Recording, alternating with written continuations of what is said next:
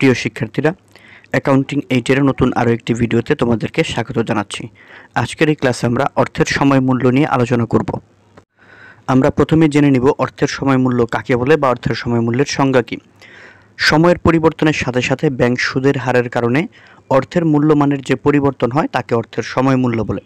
অর্থাৎ সময়ের সাথে সাথে ব্যাংক সুদের হারের কারণে অর্থের মূল্যের পরিবর্তন, অর্থাৎ আজকে 100 টাকা রয়েছে, সেই টাকাটি যদি আমি ব্যাংকে জমা রাখি 5 বছরের জন্য বা 7 বছরের জন্য, তাহলে এই 5 বছর পর বর্তমানের 100 টাকার যে মূল্য হবে সেটিকে বলা হয় অর্থের সময় মূল্য।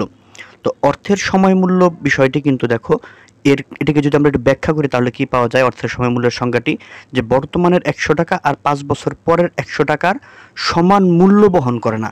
টাকা কিন্তু 100ই থাকবে কিন্তু মূল্যটা সমান বহন করে না। এর মানেটা কি দেখো, ধরো তোমার কাছে 200 টাকা আছে, তুমি যদি তোমার কোনো বন্ধুকে 100 টাকা ধার দাও তাহলে কিন্তু 1 বছর পরে তুমি 100 টাকাই পাবে।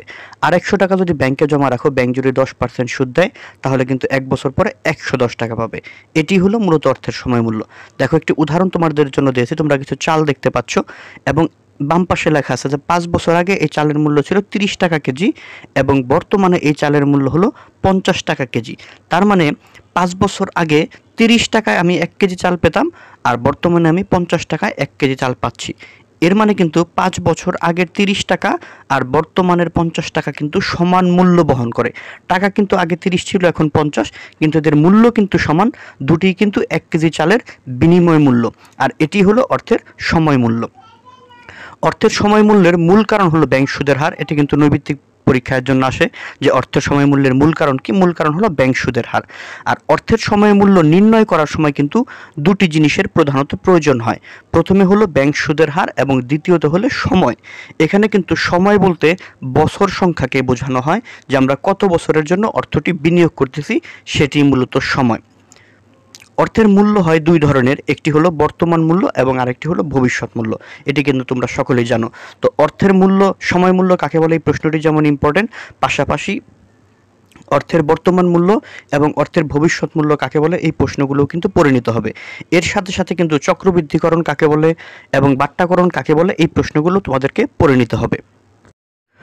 অর্থের মূল্য নির্ধারণে অর্থাৎ বর্তমান মূল্য থেকে ভবিষ্যৎ মূল্য নির্ণয়ে কিন্তু দুই ধরনের সুদ ব্যবহার করা হয়। একটি হলো সরল সুদ আর একটি হলো চক্রবৃদ্ধি সুদ।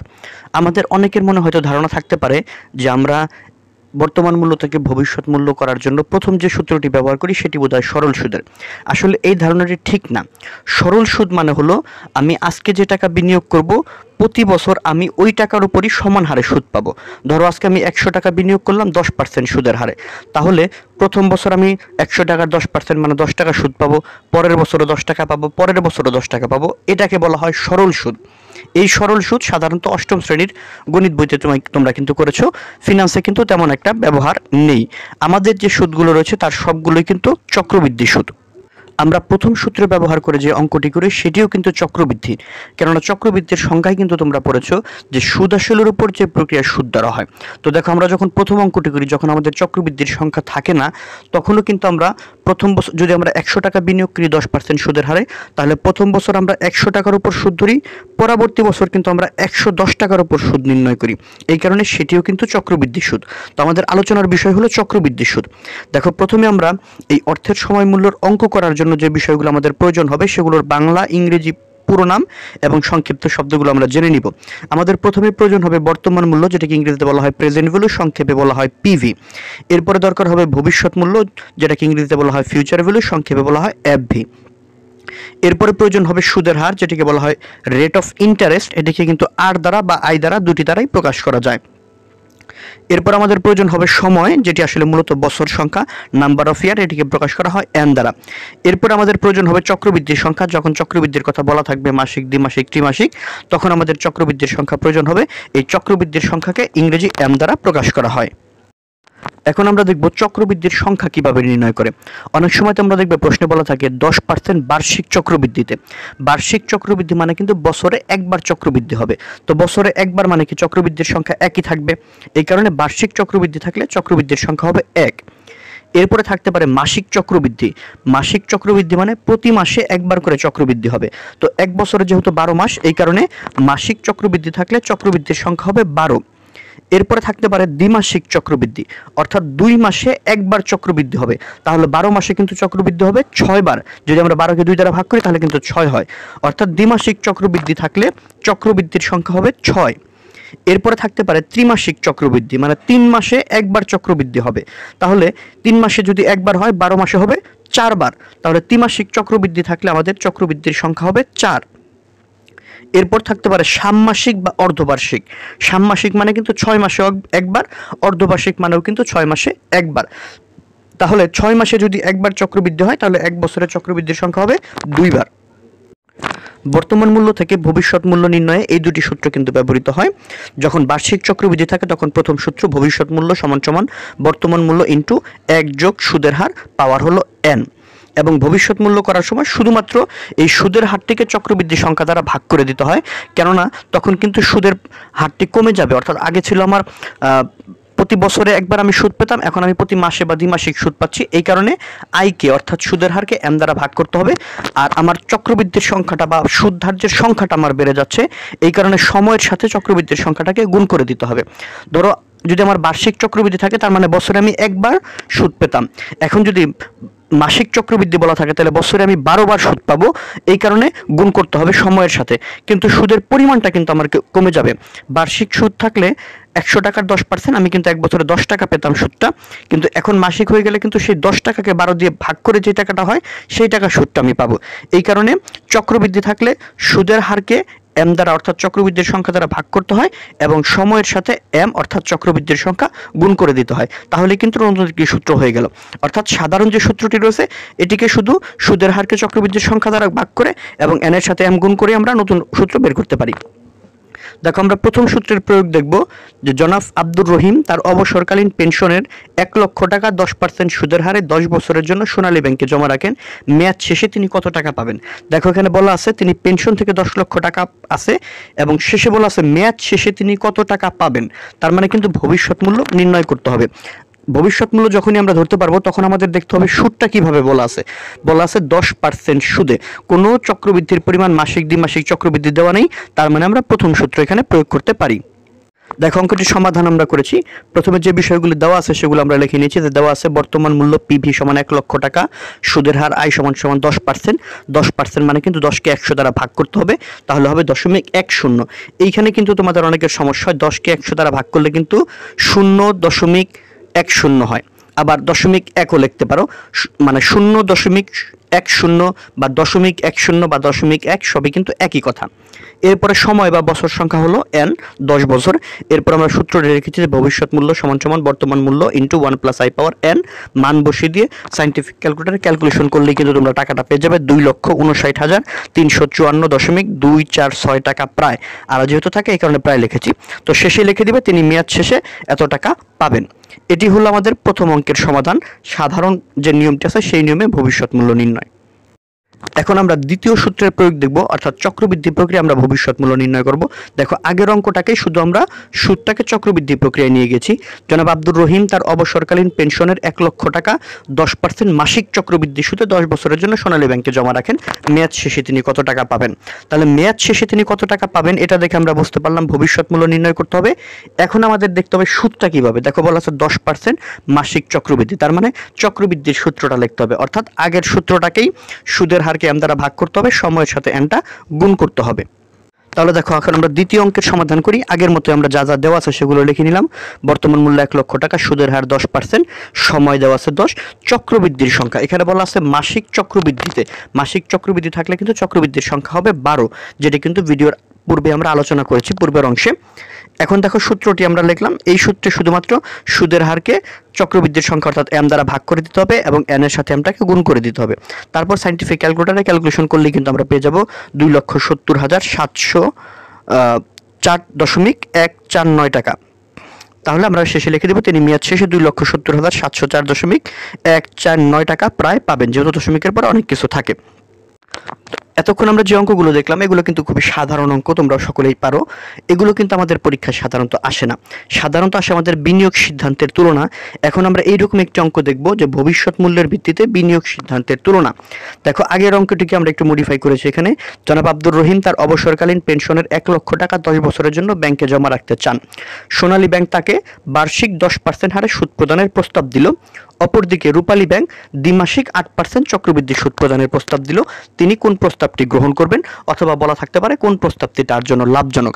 যখন এই রকম অঙ্ক থাকবে, বর্তমান মূল্য দেওয়া থাকবে এবং ভবিষ্যৎ মূল্যের ভিত্তিতে আমাদেরকে সিদ্ধান্ত নিতে হবে, তখন আমাদের প্রথমেই যে দুইটি বিকল্প দেওয়া থাকবে, যেমন এখানে সোনালী ব্যাংক এবং রূপালী ব্যাংক দেওয়া আছে, এই দুইটি বিকল্পের ভবিষ্যৎ মূল্য আমাদেরকে নির্ণয় করতে হবে এবং যেই ভবিষ্যৎ মূল্যটি বেশি হবে সেখানেই তিনি বিনিয়োগ করবেন। তাহলে চলো আমরা দুইটি ব্যাংকের ভবিষ্যৎ মূল্য প্রথমে নির্ণয় করি।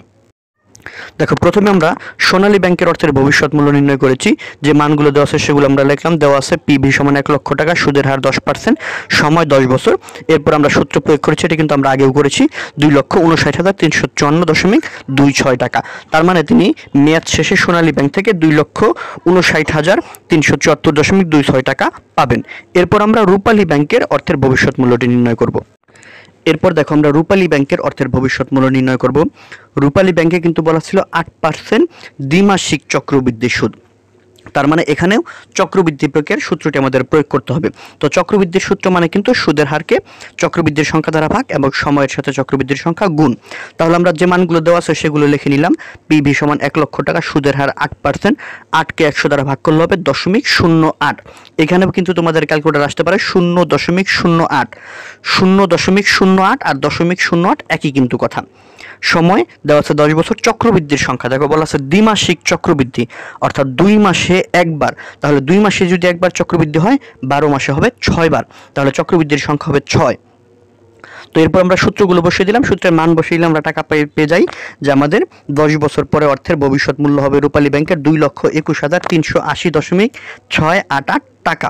তো এখন আমরা বিনিয়োগ সিদ্ধান্ত নিব। দেখো বিনিয়োগ সিদ্ধান্তটি কিভাবে লিখবে তোমরা। বিনিয়োগ সিদ্ধান্ত আমরা এভাবে লিখবো যে তিনি সোনালী ব্যাংকে টাকা জমা রাখলে মেয়াদ শেষে 2,59,374.246 টাকা প্রায় পাবেন। অপরদিকে রূপালী ব্যাংকে টাকা জমা রাখলে 2,21,380.688 টাকা প্রায় পাবেন। তো যেহেতু তিনি সোনালী ব্যাংকে টাকা জমা রাখলে বেশি টাকা পাবেন, তাই তিনি সোনালী ব্যাংকে টাকা জমা রাখবেন। যখন আমরা ভবিষ্যৎ মূল্যের ভিত্তিতে সিদ্ধান্ত নিব, মনে রাখতে হবে আমাদের বর্তমান মূল্য যদি সমান হয়, মেয়াদ যদি সমান হয়, তাহলে যেই প্রকল্প থেকে বা যেই বিনিয়োগ থেকে আমাদের ভবিষ্যৎ মূল্য বেশি হবে সেই প্রকল্পে বিনিয়োগ করা আমাদের জন্য লাভজনক। তো এখানে তিনি সোনালী ব্যাংক থেকে বেশি টাকা পাবেন, অর্থাৎ সোনালী ব্যাংকে টাকা রাখাটাই তার জন্য লাভজনক। এখন এই ভবিষ্যৎ মূল্যের ভিত্তিতে বিনিয়োগ সিদ্ধান্ত নেওয়ার আরও কিছু অঙ্ক তোমাদেরকে বুঝিয়ে দিব। প্রশ্ন লেখা আছে, বুঝিয়ে দিব এবং তোমরা করে নিতে পারো। দেখো 4 নম্বরে বলা আছে জনাব রায়হান 8% সুদের হারে 2 লক্ষ টাকা 10 বছরের জন্য ব্যাংকে জমা রাখতে চাইলে তার বন্ধু তাকে উক্ত অর্থ ব্যাংকে জমা না রেখে একটি জমি ক্রয়ের পরামর্শ দেন। জমির মূল্য 10 বছর পর দ্বিগুণ হবে। জনাব রায়হানের জন্য কোন বিনিয়োগ সিদ্ধান্তটি লাভজনক? দেখো এখানে রায়হানের কাছে দুটি অপশন আছে। তিনি 8% সুদের হারে 2 লক্ষ টাকা ব্যাংকে জমা রাখতে পারেন অথবা জমি ক্রয় করতে পারেন। তো আমরা দুটি বিকল্পের ভবিষ্যৎ মূল্য এখানে নির্ণয় করব। প্রথমে 8% সুদের হারে, যেহেতু শুধু সুদ দেওয়া আছে, অর্থাৎ প্রথম সূত্রটি হবে এই 2 লক্ষ টাকার 8% সুদের হারে 10 বছরের অর্থের ভবিষ্যৎ মূল্য আমরা প্রথম সূত্র প্রয়োগ করে নির্ণয় করব। এরপরে আমরা দ্বিতীয় যে প্রকল্পটি ছিল, অর্থাৎ বিকল্পটি ছিল যে জমি ক্রয় করলে জমির মূল্য দ্বিগুণ হবে। তাহলে তিনি বর্তমানে জমি ক্রয় করতেছেন 2 লক্ষ টাকা দিয়ে, তাহলে দ্বিগুণ মানে 10 বছর পরে জমির মূল্য হবে 4 লক্ষ টাকা। তো আমরা ব্যাংকের টাকাটা বের করব। যদি ব্যাংকের টাকাটা 4 লক্ষ টাকার চাইতে বেশি হয় তাহলে ব্যাংকে টাকা রাখা তার জন্য লাভজনক, আর যদি 4 লক্ষ টাকার চাইতে কম হয় তাহলে জমি ক্রয় করাটা তার জন্য লাভজনক। আশা করি এটি তোমরা বুঝতে পেরেছো। এটি তোমরা খাতায় করে আমাদের ওই বেসিক অ্যাকাউন্টিং গ্রুপে দিয়ে দিলে আমি দেখে দিব যে ঠিক আছে কিনা। আচ্ছা, আরও একটি উদাহরণ তোমাদেরকে বুঝিয়ে দিচ্ছি। জনাব রায়হান 8% সুদের হারে 2 লক্ষ টাকা 10 বছরের জন্য ব্যাংকে জমা রাখলে তার বন্ধু জমা রাখতে গিয়ে জমি ক্রয় করতে বললেন, অর্থাৎ আগের মতো একটু এখানে আলাদা আছে। দেখো এখানে জমির মূল্যটি দেওয়া ছিল 10 বছর পরে জমির মূল্য হবে 3,60,000 টাকা। তাহলে অঙ্ক করার নিয়ম সেই আগের মতোই, আমাদেরকে প্রথমে ব্যাংকের ভবিষ্যৎ মূল্য নির্ণয় করতে হবে। 8% সুদের হারে 2 লক্ষ টাকার 10 বছর পরের ভবিষ্যৎ মূল্য নির্ণয় করতে হবে। যদি এই ভবিষ্যৎ মূল্য তার জমির 10 বছর পরের মূল্য অর্থাৎ 3,60,000 চাইতে বেশি হয় তাহলে ব্যাংকে টাকা জমা রাখা তার জন্য লাভজনক। যদি 3,60,000 চাইতে কম হয় তাহলে জমি কেনাটা তার জন্য লাভজনক। আশা করি এটিও তোমরা করতে পারবে। তো এখানে তোমরা সরল সুদের জায়গায় চক্রবৃদ্ধি সুদ যদি থাকে, নিয়ম কিন্তু একটাই। আমরা প্রথমে চক্রবৃদ্ধি সুদের যে নিয়মটা আছে সেই নিয়মে বা সেই সূত্র অনুযায়ী ব্যাংকের ভবিষ্যৎ মূল্য নির্ণয় করব। তারপরে আমরা দ্বিতীয় প্রস্তাবের অর্থাৎ জমির ভবিষ্যৎ মূল্য নির্ণয় করব। যেটির ভবিষ্যৎ মূল্য বেশি হবে সেখানে বিনিয়োগ করাটাই লাভজনক হবে। দেখো আরও একটি অঙ্ক এখানে রয়েছে, এটিও আগের মতোই, যে তিনি 8 লক্ষ টাকা ব্যাংকে জমা রাখতে চান। এখানে শুধু যেটা এক্সট্রা বলা আছে যে 10 বছর পরে জমির মূল্য দ্বিগুণ হবে এবং জমি থেকে অতিরিক্ত 20,000 টাকা পাওয়া যাবে। তাহলে এখানে কি করবে দেখো, প্রথমে আগের মতোই তার ব্যাংকের ভবিষ্যৎ মূল্যটি নির্ণয় করবে। এরপরে দ্বিতীয় প্রস্তাবে যে জমির মূল্য 10 বছর পরে হবে হলো বর্তমানে আছে 2 লক্ষ টাকা, তাহলে দ্বিগুণ হলে হতেছে 4 লক্ষ টাকা, আর অতিরিক্ত পাওয়া যাবে আরও 20,000, তাহলে জমির মূল্য হইতেছে 4,20,000। তাহলে যদি তার ব্যাংকের টাকা 4,20,000-এর চাইতে বেশি হয় তাহলে ব্যাংকে রাখা তার জন্য ভালো, আর 4,20,000-এর চাইতে কম হলে জমি কেনাটা তার জন্য ভালো। তো এগুলো কিন্তু সবগুলো সমমেয়াদে, অর্থাৎ একই মেয়াদ ছিল 10 বছর। আজকে আমরা দেখলাম একই মেয়াদে কিভাবে ভবিষ্যৎ মূল্যের মধ্যে তুলনা করতে হয়।